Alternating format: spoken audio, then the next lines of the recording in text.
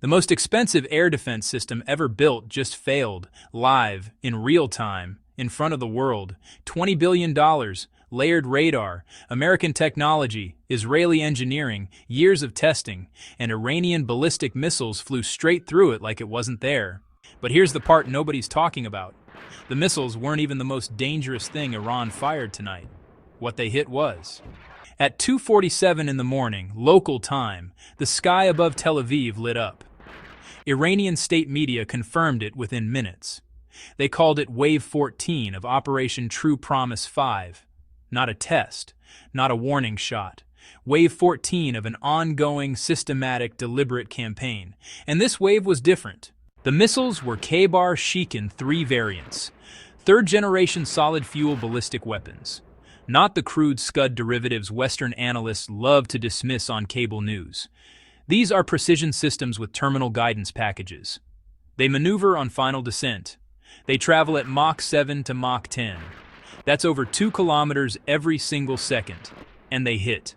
Multiple warheads, complete, intact, carrying between 600 and 750 kilograms of high explosive each. One landed within 800 meters of Tel Aviv's central railway station. Another hit near the Azrieli Towers, the glass and steel complex that houses Israel's stock exchange operations. The IDF confirmed several impacts in the metropolitan area and described the damage as infrastructure affected. That phrase, infrastructure affected, is doing a lot of work. Because what actually happened is something Israeli defense planners have run nightmares about for years. Israel Railways suspended all services, nationwide, within 20 minutes of the first impact. Not just Tel Aviv lines, every line, every train, every route across the country, gone offline simultaneously. That has never happened before. Not during the 2006 Lebanon War. Not during any Gaza conflict. Never. And you might be thinking, okay, the train stopped. So what? People drive. That's exactly the wrong way to think about this. And understanding why is the key to understanding what Iran actually accomplished tonight. Israel's rail network is not a convenience. It is the circulatory system of a small, dense, economically sophisticated country.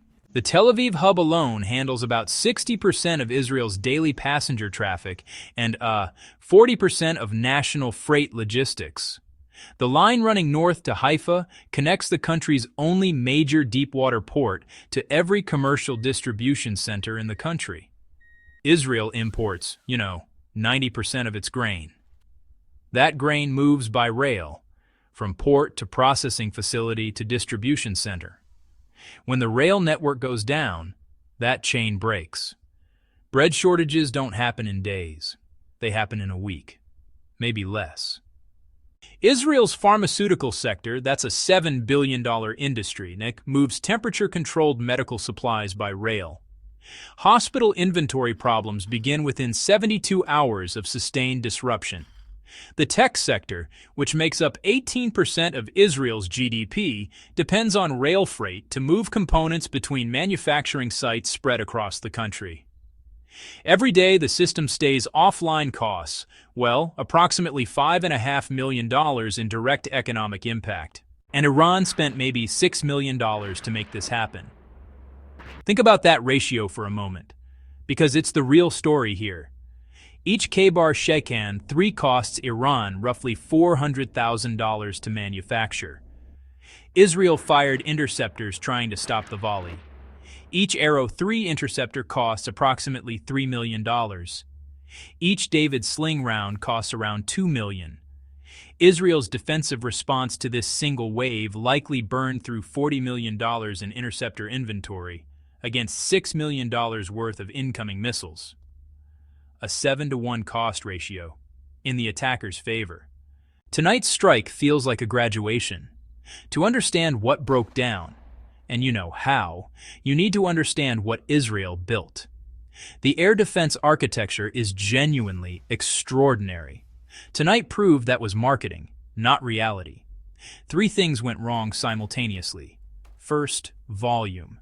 This is called saturation. Second, the missiles themselves were designed to defeat interception. The K-3 uses a maneuvering re-entry vehicle. Third, interception rates degrade badly under real combat conditions. Standard defense doctrine treats 90% as a success, but Iran designed a strategy where 90% is enough to lose. Iran hit a financial district, not a military base. These are targets chosen for economic and psychological effect. Iran sent a very specific message to a very specific audience tonight. And honestly, that audience wasn't Israeli soldiers. It was Israeli CEOs, foreign investors, insurance actuaries. You defeat Israel by making the economic cost of existing untenable. Wave 14 of Operation True Promise 5. They have named their waves. They are keeping count. Israel's military responses are constrained. You cannot destroy what you cannot find, and you cannot find what looks like a freight truck on a highway. The Middle East, you understood 2 weeks ago, ended tonight somewhere over Tel Aviv at 2:47 in the morning. What replaces it is being decided right now in 3 capitals simultaneously. The only thing we know for certain is that Wave 15 is already loaded on a mobile launcher parked under a highway overpass somewhere in western Iran, looking like freight, waiting for an order, and the $20 billion shield that was supposed to make that irrelevant just proved it isn't.